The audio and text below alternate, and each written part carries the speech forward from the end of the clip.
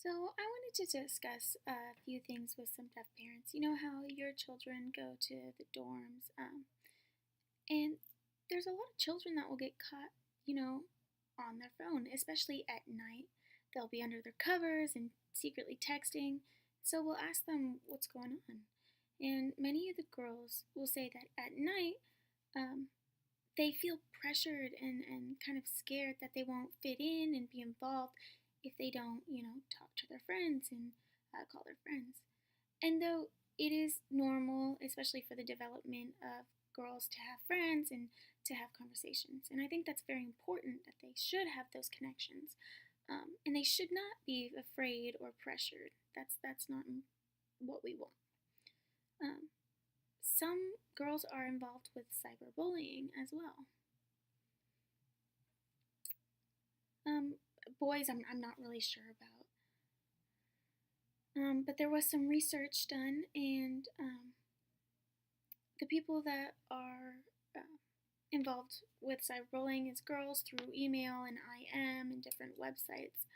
Um, and girls are 2 times more likely than boys to be involved with cyberbullying. Um, Boys are kind of different. They don't IM, they don't email. Some do, but not a whole lot. More of their bullying is through video games. And because they can make up their own characters, they feel free. People don't know who they are, and so they feel more free to bully others. Um, they also tend to steal passwords as well, and that's the difference. Um, but parents who work with children generally just look away from it. They look away from the bullying, and really, you can't do that. Like, our children need our help, and we're adults, and many adults grew up without internet, so they didn't have the experience. They can't teach their children anything because it's a new technology is new, and you need to be connected with everyone. Many adults don't want to get connected and just leave their kids alone and all that. And I think it's important that schools, they teach about sex, they teach about alcohol, they teach about drunk driving, but they really need to teach internet as well. There's not enough schools who teach about computer skills, typing, how to use it, and the appropriate ways to use it. And it should be involved in there, especially how to formally use it, the mutual respect, the rules. It's very important. There's many things that parents can do. There's different classes and workshops, but just don't let your child have the computer in their room. Leave it somewhere where you could see it, like the kitchen or the office. If your child constantly closes it and opens it, especially when you come in, it can be because they want privacy and they're talking to their friends, but sometimes it's usually because of a deeper issue such as cyberbullying. Some other things that parents can do is to limit the time that the child can stay on the computer. Maybe like 1 hour a day. If they need it for homework, that's kind of a different story, but if they're just hanging out with friends or playing video games, 1 hour is enough time. In some situations, if your child is already in cyberbullying, you can install passwords in different softwares.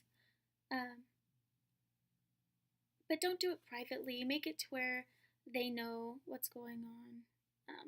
You really should be involved with your child, but don't force them on anything because it will make them want to leave. Just let them know what's going on. If your child is involved with bullying already, you will be able to see it coming, especially with time. But if they're already in, you can already put that software in and have a conversation with them about IM messaging and emailing. And that might be enough for them to understand. So, let's see how we could limit cyberbullying. But if it is a dangerous thing right now, if someone's threatening your family or to kill you or to hurt themselves physically, you should go let the cops know. But if it's not so serious. There are different ways to uh, deal with this. If you're not very in a dangerous situation, maybe you're dealing with a bully and they're sadistic and they're just rude. Just ignore them. It, I know it's hard not to talk back and argue, but often if you ignore them, they just stop IMing you or emailing you and they give up. Um, Sometimes they get angry and they're waiting for a reaction, and if you get involved and try to defend yourself, it can make the situation worse.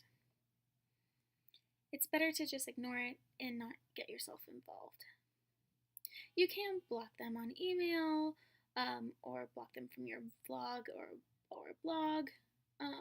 You can filter out comments and see which ones you didn't like and get those off as well.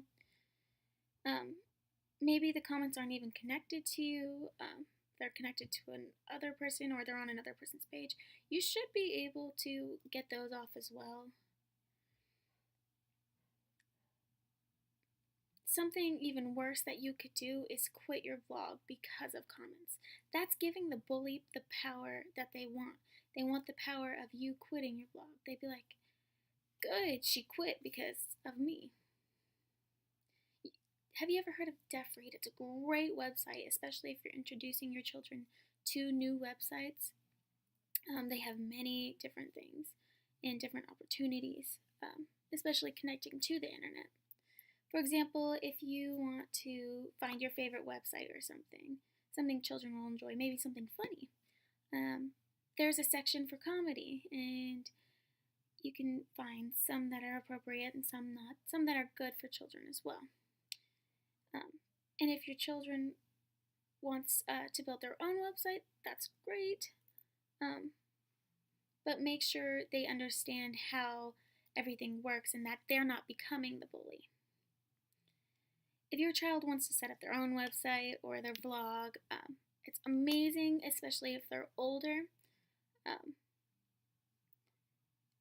If they're younger, I would be a little bit more involved and understand your duty as a parent. You can have the comments sent to your email before they post so that you can view them before your child does. But if they're older and they're ready and they understand what is appropriate and what is not, it's good to teach your children what is appropriate and what is not. It's good development for them.